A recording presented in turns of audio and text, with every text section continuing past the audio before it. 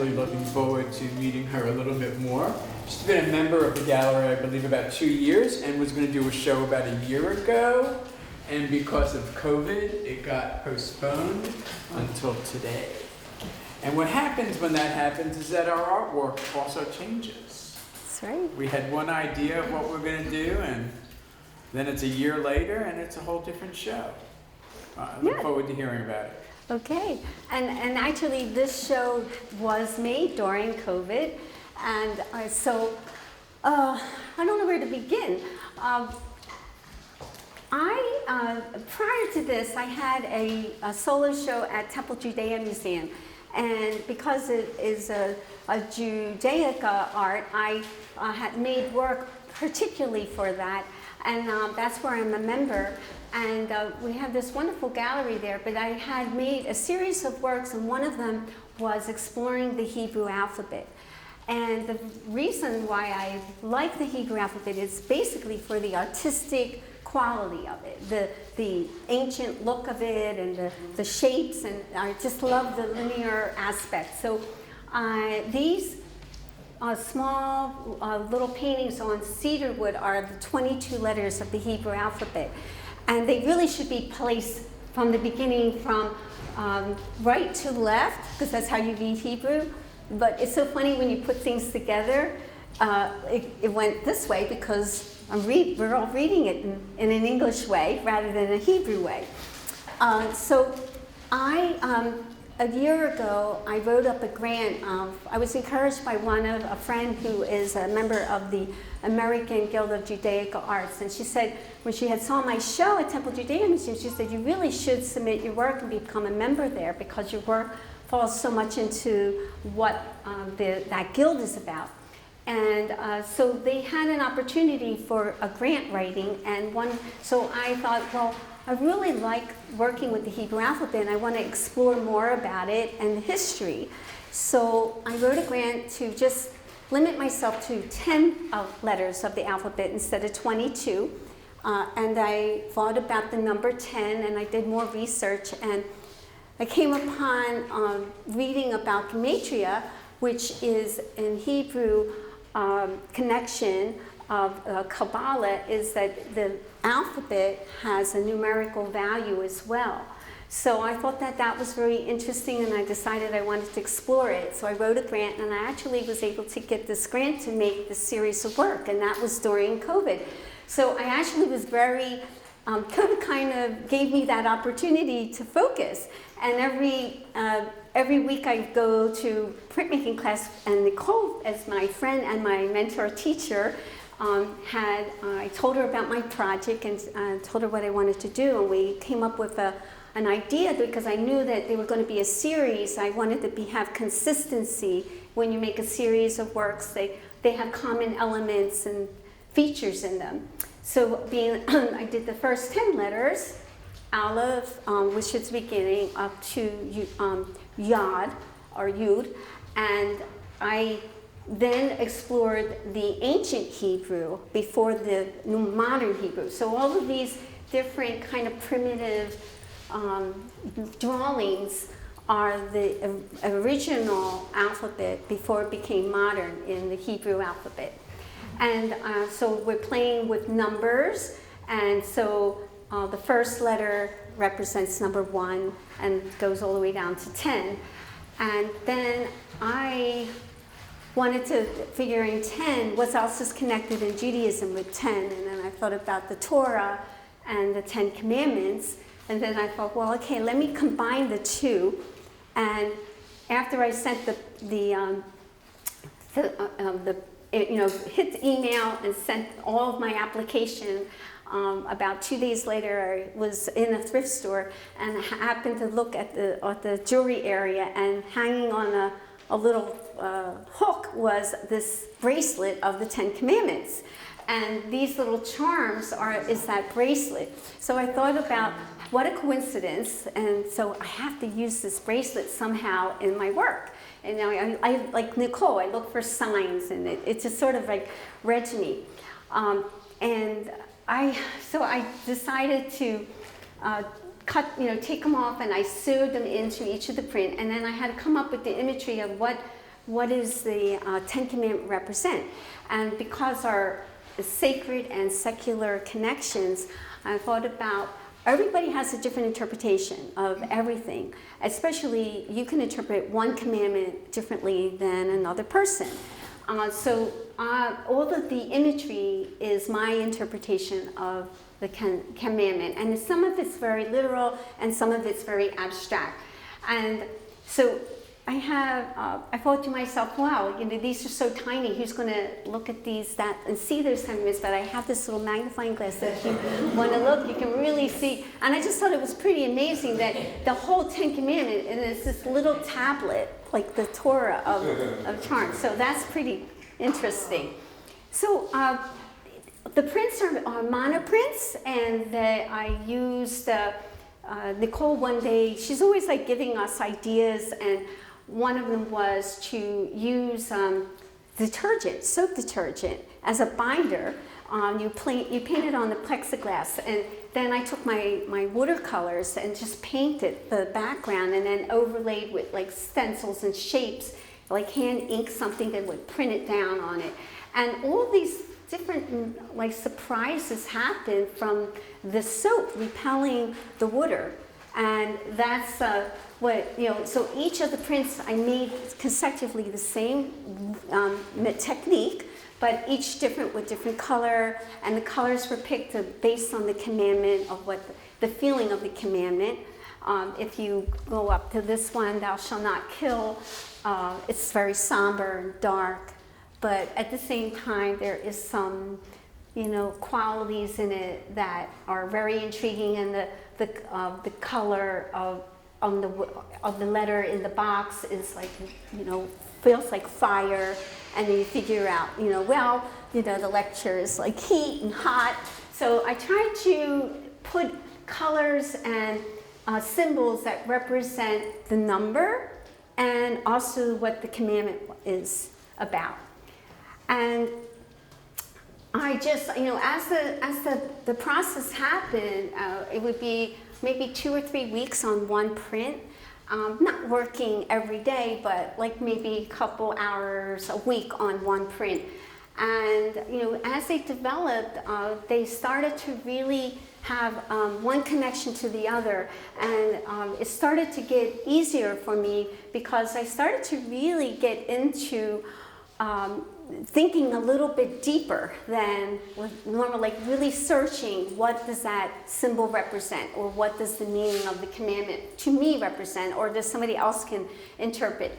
And the commandments, it's like, I'm not a very super religious person, but I think in the earth, there's 10, we have rules to live by that are morally right or wrong, and that you should live moral. If you can live by those 10 commandments, maybe you're going to go to the good side when you leave the earth, So I figured they're not that hard to follow. So why not do that? And I also use a lot of collage as far as I have like an old Siddur book, which is a prayer book, and it's falling apart. And I remember when I started working with Hebrew text, because you're really not supposed to deface Hebrew text or anything with the word of God in it in the Hebrew religion, in the Jewish religion. But I said to my rabbi, I want to use Hebrew text in my image. I want to work on that. He goes, well, what is your intention to make it more beautiful? And I said, of course. He says, well, then it's fine. So he gave me the approval, and I felt like I had, I just felt better about doing that. Because if you are done like a book, you don't throw a book away. You're supposed to bury it, and it goes into the earth again. And there's a lot of traditions, a lot of symbolic things that happen in Judaism. And so, and I am, I was not raised actually being Jewish, but my mother was Jewish, and when my mother passed away, just like with Nicole, in order to feel closer to her, I decided to choose my mother's religion to follow. And so this is like a lot of me is in this, more so than anything. So it's very more personal. But anyway, there's a lot of layering, and everything has the consistency of using the print, the letter, the tap, the little charm, and there's handmade paper that I used in each of these. And I do make paper, but this project isn't all about I'm working on paper, because I probably couldn't make a consistent sheet of 10 sheets of handmade paper. But it came from the same paper, and I just tore them to sew the charm onto the paper. And each print has a cutout, because the letter is in a plastic box. And over years of teaching, I teach art, and we would have art shows every year, and we would hang our student work with T-pins, and they come in these little plexiglass boxes, and I never throw anything out, and all the teachers would just like, I throw it in, Marlene wants to keep that box, you know. So I have a big collection of these little plexiglass boxes that I'm planning to do more with, not with the Hebrew alphabet, but I want to embed like bees and found little objects in them, and let that take me to, whatever ideas come from that. So they're all cut out, the box and the print, they're hand printed. With the same prints, my friend gave me a Hebrew alphabet stamp kit. And that's how, when some people give you things, you let it sit for a while, and then you say, what am I going to do with this? How can I use this in my work? And so that's why as artists, we never throw anything away, because you never know when you're going to use it. And so anyway, these are stamps, and so I inked them up by hand and then printed them onto a printmaking paper. And then when I made each print, I painted, they were black and white, but then I painted the color behind them to work with the colors that I chose for each print. And so there's the ancient Hebrew, the modern Hebrew, the meaning of the commandment, and the playing with numbers. So it's all in each one of these. And so I think that's all I really can say about the work, but I really, it was a goal that I wanted to get accomplished, and I felt good that it was accomplished because I had a year to complete it.